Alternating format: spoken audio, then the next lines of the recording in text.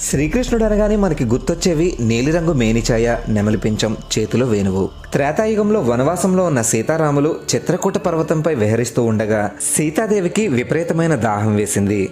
చుట్టుపక్కల ఎంత వెతికినా ఎక్కడా వారికి నీటి జాడ కనిపించలేదు.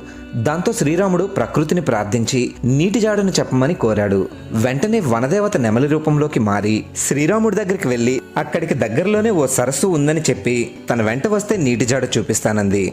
నెమలి వేగంగా ముందర వెళుతూ సీతారాములు ఆ దారిని అనుసరించడానికి వీలుగా తన ఒంటిపై ఉన్న నెమలి పించాలను దారంతా విడిచిపెట్టింది. సాధారణంగా వేసవికాలం చివరిలో మాత్రమే నెమలి తన ఈకల్ని విడిచిపెడుతుంది. సీతారాములు వాటిని అనుసరిస్తూ సరస్సు దగ్గరికి చేరుకున్నారు. కానీ నెమలి బలవంతంగా తన ఈకల్ని విడవడంతో నెమలి మరణించింది.